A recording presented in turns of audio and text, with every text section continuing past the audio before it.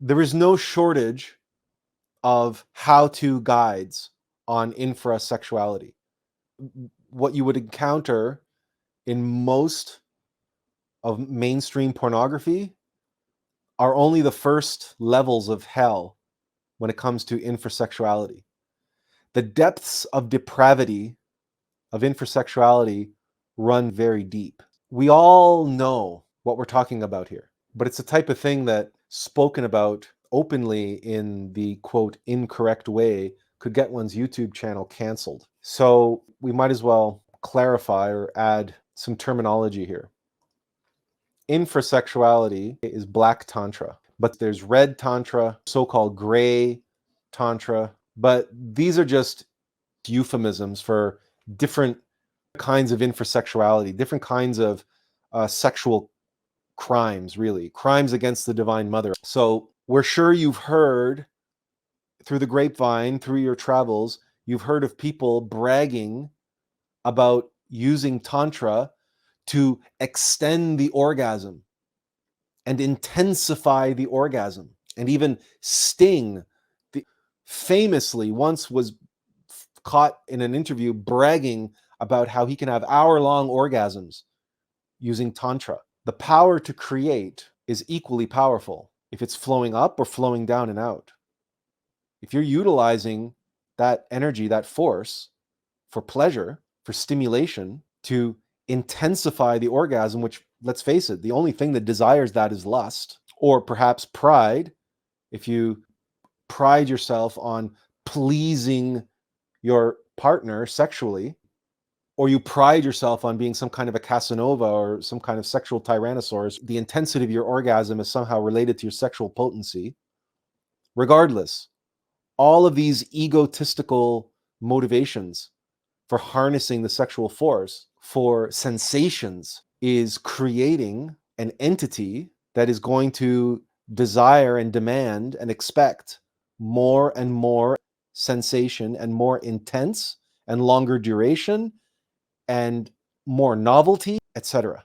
And it's just a downward spiral, because sexual degenerates never stop at a certain level. They keep degenerating more and more and more and more and more.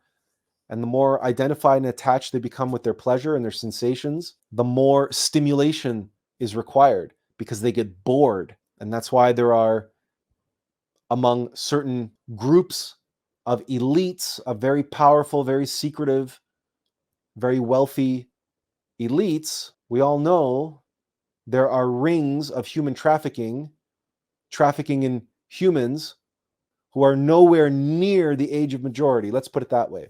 And there are many, many, many other activities that are taking place in relation to the dark entities in humanity that are exploiting the pure, innocent, vital energy of children. So it's all well and good to say, oh, we want to know about white Tantra. We want to know how to practice it. We have to be humble and we have to be cognizant. We're going to underline this word. How often does this word appear? To say that we are playing with fire is such a profound understatement. We are playing with the fire of fires and the light of lights. We are playing with the most powerful force in the universe, the creative force. It has the power to create gods, and it has the power to create demons. And how we use that force, we have the right, we have the ability to wield that force. It's not barred from us. Free will is an absolute law of the universe. But the knowledge of this, you can understand why it went underground, and you can understand why the Catholic Church eradicated this from religion. Because after the fall of the Roman Empire, all of Europe was plunged into the Dark Ages. And what we are exposing you to here today, what we're sharing with you, was kept secret by the Gnostics and other orders of Gnosticism under pain of death, because of the very reasons that we're mentioning to you. The power to create is also the power to manifest. There is another word let's go back over here, because there's all sorts of language around this. There's many different ways of talking about this. The one that we didn't mention until this very moment is magic. There is white magic, because we cannot emphasize this enough. The reason why this teaching had to be kept secret and had to go underground, because in the wrong hands, knowing how to harness the creative force of the universe in the wrong hands, or just in the hands of anyone who uses it recklessly, without consideration, without conscience, without the guidance of their innermost being. They're just wielding it like a child wields his father's 44 Magnum. This is what we're talking about here. And this is what humanity in the New Age, all those schools of Tantra out there claiming to awaken your Kundalini, and all those schools of Tantra that are teaching you how to have more intense orgasms and how to have so-called sacred sexuality, those are all 100% schools of Black Tantra. They are creating demons, period. And like last week, when we talked about the law of love, we're not talking about judgment. We're not talking about oppression. We're not talking about repression. We're not talking about having something forced upon us. Love is freedom. Love is allowing. Love is free will. We're talking about laws like the laws of physics, like the laws of motion, like the law of gravity, like the law of cause and effect. We're not talking about, there's no judgment here. You know, there's no saying something is dirty or not dirty. It's just a fact. The creative force creates, and it has the power to create the virgin or the whore. It has the power to create gods, or it has the power to create demons. It's just a fact. It's a law that's built and baked into the very nature of the universe, the very nature of creation itself. You can create order, or you can create chaos. You can create love, or you can create hatred. You can create freedom and virtue and altruism, or you can create tyranny and slavery and debauchery and hedonism. There's only one force that's behind it all. It's just how it's being used, consciously and divinely, or mechanically. So this is why we've often talked about Star Wars as being one of the most important of contemporary mythologies, because Star Wars is all about the Force.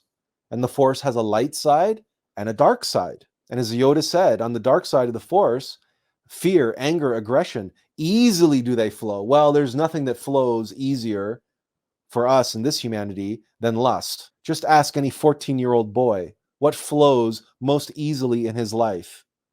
And if he's not bashful, he'll tell you. Just go look in his sock drawer for the evidence. And just look at our society. Just look on the internet.